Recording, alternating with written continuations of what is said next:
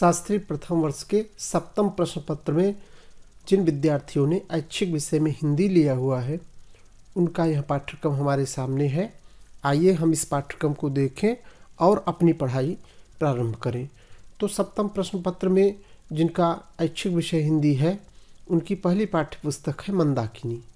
मंदाकिनी चलेगी, जिनमें 10 कवि हैं और उनका काव्य परिचय हमको बताना पड़ेगा। ये 40 अंक का पूछा जाएगा। कुल 100 अंक का है, जिनमें से 40 का आएगा मंदाकिनी कवि एवं काव्य परिचय, और दूसरा है रस अलंकार शब्द शक्ति, ये 15 अंक का आएगा।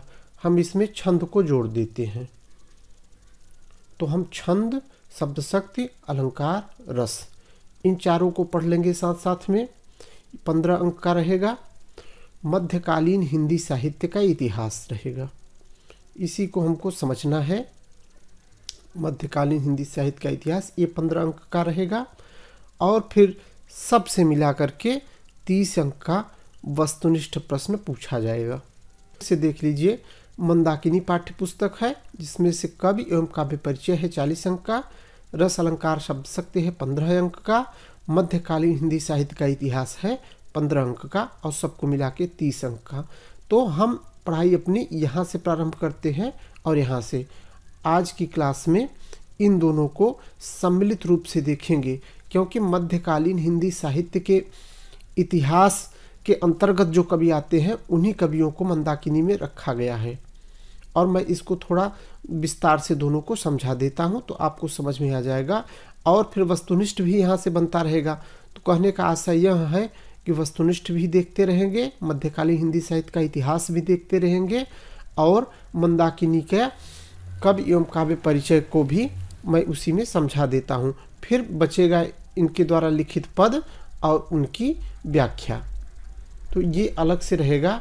आज की क्लास में मध्यकालीन हिंदी साहित्य का इतिहास हम देखेंगे। तो आइए देखते हैं मध्यकालीन हिंदी साहित्य का इतिहास क्या है।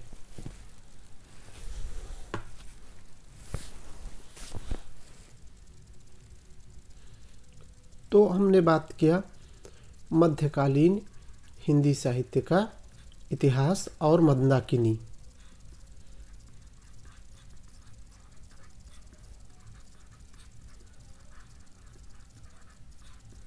इसको आप ध्यान से देखेंगे, कोई जल्दबाजी नहीं करेंगे। यहाँ 5 मिनट में संपूर्ण ज्ञान नहीं दिया जा सकता, इसलिए आप इत्मीनान से देखेंगे और इसका ट्रिक नहीं बल्कि इसका गहन अध्ययन करेंगे, जिससे यह आपके दिमाग में बैठ जाए। मध्यकालीन हिंदी साहित्य का इतिहास, सबसे पहले ये जान लीजिए, थोड़े में ये जान लीजिए कि हिंदी साहित्य का इतिहास 4 वर्गों में विभक्त है। 4 कौन कौन? आदिकाल पहला है, दूसरा है भक्तिकाल, तीसरा है रीतिकाल, और चौथा है आधुनिक काल या वर्तमान काल। ये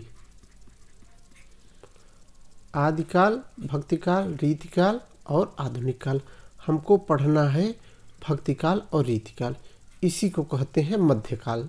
ये मध्य में है, इसीलिए इसको कहते हैं मध्यकाल।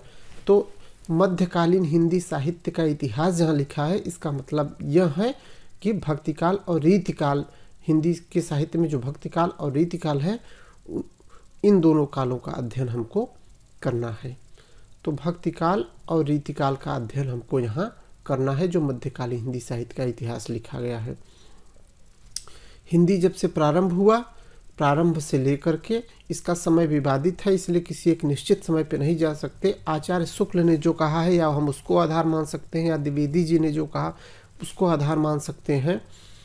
तो शुक्ल जी के आधार को मान करके चले तो 10वीं शताब्दी, 9वीं 10वीं शताब्दी के प्रारंभ, 9वीं 10वीं शताब्दी से ये आदिकाल प्रारंभ होता है, और भक्तिकाल का प्रारंभ होता है संवत में अगर बात करें तो 1375 से लेकर के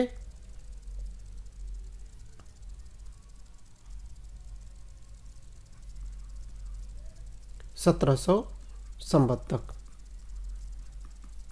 ये अगर इसी को जो है सन में कर दें हम तो 1318 ईस्वी से 1643 ईस्वी तक ये हमारा सन हो गया भक्ति काल। और फिर रीतिकाल संवत में बात करें तो 1700 ईस्वी से 1700 संवत से 1700 संवत से 1900 संवत तक। और इसमें बात करें तो 1643 इस सन में बात करें तो 1643 ईस्वी से 1843 ईस्वी तक। मैं आदिकाल की बात नहीं कर रहा हूँ, ये हमारे पाठ्यक्रम में नहीं है, इसका मैं अलग से विस्तार चर्चा कर दूंगा। मैं इस समय हम सिर्फ अपना विषय देखिए मध्यकालीन हिंदी साहित्य का इतिहास में भक्तिकाल और रीतिकाल। कहने का मतलब यह है कि संवत 1375 से लेकर के संवत 1900 तक का अध्ययन ही हमारा मध्यकाल है। ये 1375 से लेकर के 1900 तक, मतलब 1318 से लेकर के 1850 तक या 1843 मोटा मोटा 1850 तक। कहने का मतलब यह है कि आप इसको 18 भी कर दीजिए ख़त्म। 1300 से लेकर के 1850 तक का जो भारत का इतिहास है उसी के बीच हिंदी साहित्य के इतिहास को हमको पढ़ना है। सॉरी, यहाँ 15150 लिख गया, 1850 इसको समझिए। पहली बात। दूसरी बात, भक्तिकाल जो है 14वीं सदी, डॉक्टर नागेंद्र ने जो बताया, डॉक्टर नागेंद्र ने बताया कि 14वीं सदी के मध्य से, मध्य कह लीजिए 14वीं सदी 17वीं सदी तक भक्ति हो गई, भक्तिकाल। और फिर 19वीं से 17वीं से 19वीं के मध्य तक रीतिकाल। इस तरह से भक्तिकाल और रीतिकाल। तो एक मोटा मोटा हमको समझ में आ गया कि मध्यकाल में हमको भक्तिकाल पढ़ना है और रीतिकाल पढ़ना है। इन दोनों का इतिहास पढ़ना है, इनकी प्रवृत्तियाँ क्या है, भक्तिकाल की प्रवृत्तियाँ क्या है, विशेषताएं क्या है, रीतिकाल की प्रवृत्तियाँ विशेषताएं क्या है। हमारे सिलेबस में बहुत इसका गहन नहीं है। प्रवृत्तियाँ पूछी जाती हैं, विशेषताएं पूछी जाती हैं और इनसे संबंधित कवि मंदाकिनी में जो चलते हैं उसको थोड़ा सा जान लीजिए। यहाँ से देखिए, हम पहले कवियों को देख लेते हैं कि मंदाकिनी में वे 10 कवि कौन हैं। जो हमारी पाठ्य पुस्तक है मंदाकिनी, उनमें 10 कवि कौन कौन से हैं। 10 कवि इन्हीं भक्तिकाल और रीतिकाल में से हैं। अब इसको थोड़ा दूसरी तरह से मैं आपको दिखाता हूँ। यह है हमारा भक्तिकाल, यह है हमारा भक्तिकाल। भक्तिकाल 2 भागों में विभक्त है, एक है निर्गुण और दूसरा है सगुण। निर्गुण भक्ति और सगुण भक्ति।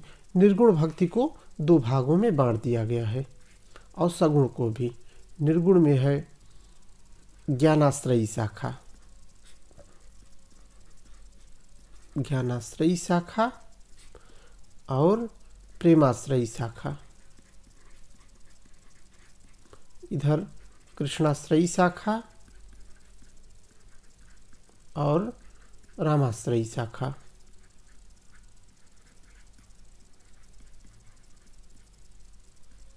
चलिए, ज्ञानाश्रयी शाखा के प्रवर्तक हैं कबीरदास जी, कबीर दास।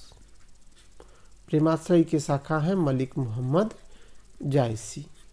कृष्णाश्रयी की शाखा के प्रवर्तक हैं सूरदास जी और रामाश्रयी के आप जानते हैं गोस्वामी तुलसीदास जी। हाँ, एक बात और ध्यान देने योग्य है कि आदिकाल और भक्तिकाल, भक्तिकाल जहाँ प्रारंभ होता है और आदिकाल जहाँ समाप्त होता है, उसी छोर पर खड़े हैं विद्यापति। विद्यापति ने श्रृंगारिक रचनाएं की हैं, भक्तिपरक रचनाएं की हैं, इसलिए ये हमेशा है तो मूलतः ये आदिकाल के, लेकिन भक्ति पद लिखने के कारण और अंतिम छोर पर खड़े होने के कारण ये भक्ति काल में भी चल जाते हैं। तो इनको भी शामिल कर लिया गया है मंदाकिनी पाठ्यक्रम में। और मंदाकिनी में जो 10 पाठ हैं उनमें से पहला पाठ है विद्यापति है। विद्यापति है पहला पाठ। तो पहला ये हो गए। दूसरा है कबीरदास, फिर उसी सिस्टम में रखा गया है। पहले भक्तिकाल है, फिर रीतिकाल है। इतना हमारा पाठ्यक्रम है, तो उसी हिसाब से हमारे कभी भी मिलेंगे। तो निर्गुण में सबसे पहले ज्ञानाश्रयी शाखा है, ज्ञानाश्रयी है, तो दूसरे पर कबीरदास। पहले पे विद्यापति हो गए। हमने बताया कि वो भक्तिकाल के एकदम प्रारंभ में, आदिकाल के अंतिम में मिलते हैं, इसलिए इनको भी भक्तिकाल में मान लिया जाता है। हाँ, ये आदिकाल के। तो पहला विद्यापति, दूसरे भक्तिकाल के निर्गुण ज्ञानाश्रयी में कबीरदास, तीसरा पाठ हमारा जयसी, चौथा सगुण में सूरदास कृष्णाश्रयी में, रामाश्रयी में पचवें तुलसीदास। तो हमारा पहला पाठ विद्यापत, दूसरा कबीरदास, तीसरा जायसी, चौथा सूरदास, पांचवा तुलसीदास। 5 हो गए। अब 5 हमारे आ गए रीतिकाल से। रीतिकाल को भी मैं देख लेता हूँ। पाठ्यक्रम की संरचना को मैं पढ़ा रहा हूँ। रीतिकाल भी 3 वर्गों में विभक्त है। एक हो गया रीतिबद्ध, दूसरा रीति सिद्ध और तीसरा रीति मुक्त। तो रीतिबद्ध के कवि हैं केशवदास। मैं इसको विस्तार से बताऊंगा कि रीतिबद्ध क्या है, रीति सिद्ध क्या है। अभी मैं पाठ्यक्रम की संरचना बता रहा हूं, इसलिए आप मोटा मोटा देख लीजिए इसको। रीति सिद्ध में है बिहारी और रीति मुक्त है घनानंद। इसके अलावा इसमें प्रकृति चित्रण भी होता था। तो प्रकृति चित्रण करते थे सेनापति। और वीरता का भी वर्णन मिलता है। वीर रस के लेखक भी मिलते हैं, वीर रस के रचयिता मिलते हैं, जिसमें भूषण मुख्य हैं। तो भूषण। तो भक्ति काल के 5 कवि हो गए विद्यापति को शामिल करते हुए। एक पहले विद्यापत, दूसरा कबीरदास, तीसरे जायसी, चौथे सूरदास, पांचवें तुलसीदास। इसके बाद रीतिकाल के 5 कवि, 6वें पर केशवदास, 7वें पर बिहारी, 8वें पर घनानंद, 9वें पर सेनापत और 10वें भूषण। तो ये हमारे 10 कवि मंदाकिनी पाठ्य पुस्तक में हमने बताया 10 कवि थे। वे 10 यही हैं: विद्यापत, कबीरदास, जायसी, सूरदास, तुलसीदास, केशवदास, बिहारी, घनानंद, सेनापति और भूषण। मंदाकिनी में कुल 40। अब चलते हैं हम फिर से मंदाकिनी की तरफ। हमको पता चल गया कि मंदाकिनी में 10 कवि कौन कौन से हैं। अब मंदाकिनी में पूछा जाएगा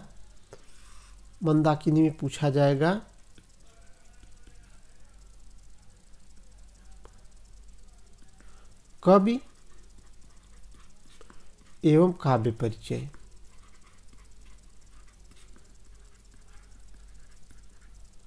तो काव्य परिचय में जो 10 कवि हैं भक्तिकाल और रीतिकाल के, उन्हीं कवियों के पद रखे गए हैं, जिसकी व्याख्या हम एक एक करके अगले क्लास में पढ़ेंगे। इसमें कवि का जीवन परिचय पूछा क्या जाएगा, कवि के पद पूछा जाएगा, अब कवि का जीवन परिचय और कवि के जो पद हैं उन पदों की संदर्भ व्याख्या कैसे लिखना है, इसको भी मैं बताऊंगा। जीवन परिचय कैसे लिखना है, इसको भी हम अगली क्लास में एक एक पार्ट में बताते रहेंगे। मध्यकालीन हिंदी साहित्य में मैंने बताया कि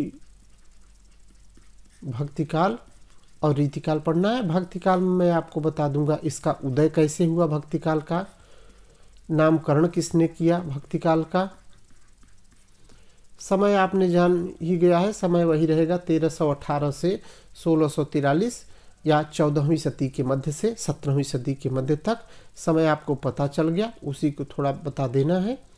और भक्तिकाल के कवि एवं भक्तिकाल का विभाजन जो सगुण निर्गुण में विभाजन किया गया इसको। तो इसके प्रमुख कवि कौन है, उनकी रचना क्या है, विभाजन भक्तिकाल का क्या है,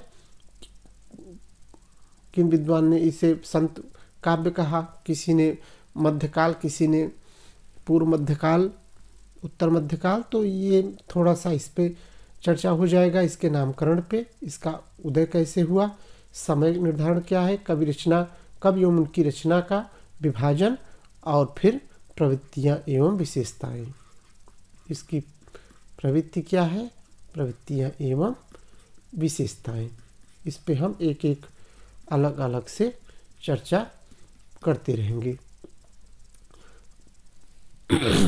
और इसी तरीके से फिर हमारा रीतिकाल आ जाएगा। रीतिकाल का भी उदय कैसे हुआ, रीतिकाल का नामकरण कैसे पड़ा, रीतिकाल का समय क्या है, रीतिकाल के कवि और रीतिकाल का विभाजन, रीतिबद्ध, रीतिसिक्त, रीतिमुक्त एवं प्रवृत्तियाँ तथा विशेषताएं।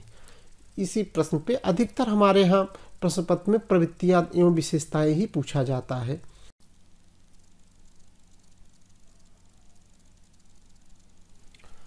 परीक्षा में प्रश्न कैसे पूछा जाएगा, इसको भी हम लगे हाथ जान लेते हैं। तो मैं आपको बताता चलूं कि परीक्षा में कुल 5 प्रश्न पूछे जाते हैं। 5 मतलब दीर्घ उत्तरीय, दीर्घ उत्तरीय, यहाँ बहुविकल्पीय नहीं होता है, दीर्घ पूछे जाते हैं। और फिर वस्तुनिष्ठ प्रश्न पूछा जाता है। वस्तुनिष्ठ प्रश्न 30 अंक का जो मैंने बताया था, आपने सिलेबस में देखा था, वो पूछा जाता है। अंतिम में बाकी सब दीर्घ उत्तरीय होते हैं। तो जो हमारा पहला प्रश्न आता है ना, वह आता है ससंदर्भ करने, ससंदर्भ व्याख्या, ससंदर्भ व्याख्या पूछ ली जाती है। 3-4 कवियों के पद दिए रहेंगे, उनका हमको ससंदर्भ व्याख्या करना है, काव्य सौंदर्य बताना है। तो पहले प्रश्न में यह पूछ लिया जाता है। जो हमारा दूसरा प्रश्न होता है वह किसी कवि का जीवन परिचय, किसी कवि का जीवन परिचय। जो हमारा तीसरा प्रश्न बनता है वह किसी भी कवि के काव्य पक्ष की विशेषता रहती है, काव्य पक्ष की विशेषता। मैं इसको समझा रहा हूँ। जो चौथा प्रश्न आता है वो रहता है भक्तिकाल और रीतिकाल की प्रवृत्ति। भक्तिकाल और रीतिकाल की प्रवृत्ति।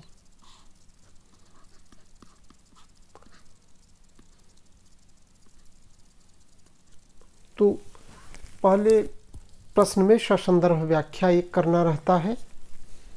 दूसरे प्रश्न में किसी कवि का जीवन परिचय, 3-4 कवि दिए रहेंगे, उनमें से एक का जीवन परिचय लिख देना है। तीसरे में कवि के काव्य पक्ष की विशेषता लिख देना है, जैसे कबीर के राम के बारे में, या सूरदास की भाषा कैसी थी, या तुलसीदास का राम भक्ति कैसा था सब। और चौथे में भक्तिकाल और रीतिकाल की प्रवृत्तियां हैं।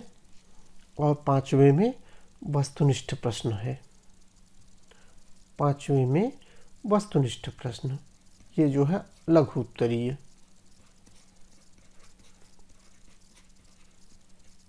कभी कभार क्या होता है कि एक लॉन्ग क्वेश्चन न पूछ के 2 छोटे छोटे प्रश्न भी बना लिए जाते हैं यहाँ पे। तो ससंदर्भ व्याख्या आप पद की समझ ही रहे हैं, ये बताना पड़ेगा अलग से।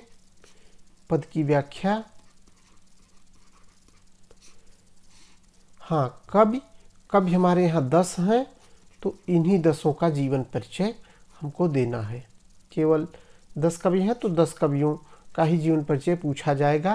तो ये फिक्स रहता है कि 3-4 अगर हैं तो 3-4 जो अगली बार नहीं आएंगे वही पूछ लिए जाएंगे। तो यहाँ भी जो है आसानी हो जाता है समझने में। पिछले प्रश्न पत्र में जो आए हैं, नए में दूसरे आएंगे, तो 4 आए रहते हैं, तो इसका मतलब 6 बचे रहते हैं।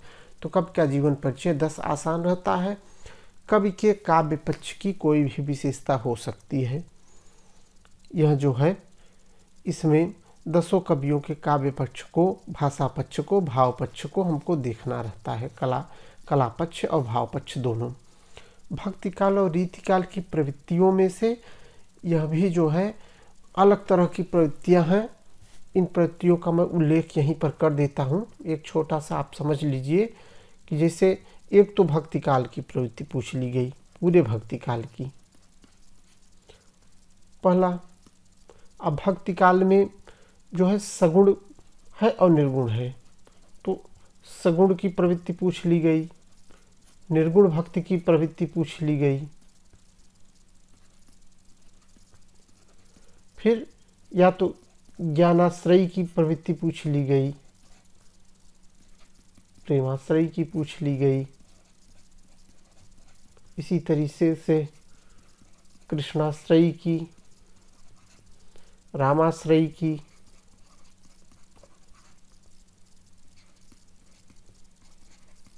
या रीतिकाल में रीतिबद्ध की, रीति सिद्ध की, 10वां रीति मुक्त की, या संपूर्ण रीतिकाल की। तो इस तरह से कई प्रवृत्तियां बन जाती हैं। हालांकि भक्तिकाल की एक रहती है, अथवा करके प्रश्न आते हैं। रीतिकाल 2 में से एक निश्चित रहता है। तो अगर हम रीतिकाल और भक्तिकाल की प्रवृत्तियां भी पढ़ लेते हैं तब भी हमारे लिए यह महत्वपूर्ण है, और इसको जानते रहेंगे तो अच्छी बात है। परीक्षा की दृष्टि और तैयारी की दृष्टि से लोग जो गेस लगाते हैं, उस गेस को मैंने यहाँ पर बता दिया। वस्तुनिष्ठ प्रश्न मैंने बताया कि अतिलक बहुविकल्पी नहीं होता। इसमें एक छोटा सा प्रश्न रहता है अलंकार से कि आप अनुप्रास अलंकार की परिभाषा बताइए। मान लीजिए अगर यहाँ से पूछे तो उन्होंने पूछ लिया किन्हीं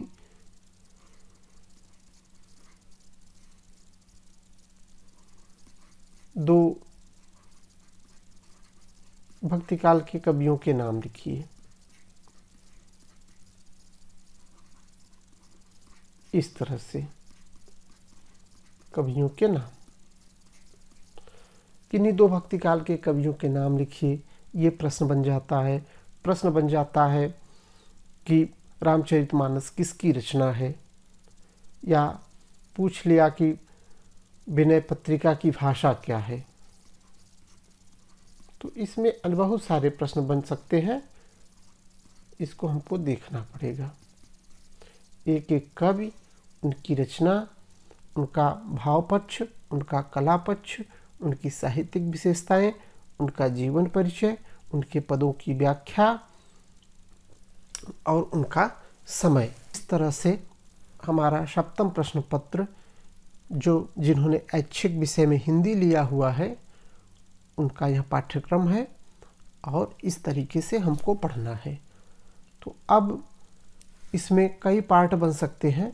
मैं इसको कई पार्टों में बनाऊंगा, जिसमें कवि के जीवन परिचय का रहेगा, उनके पदों की व्याख्या का रहेगा, इन सारे प्रवृत्तियों का रहेगा, भक्तिकाल का रहेगा, रीतिकाल का रहेगा, मतलब मध्यकालीन हिंदी साहित्य के इतिहास, और फिर मंदाकिनी पर, और उसके बाद रस पर, अलंकार पर, शब्द शक्ति पर।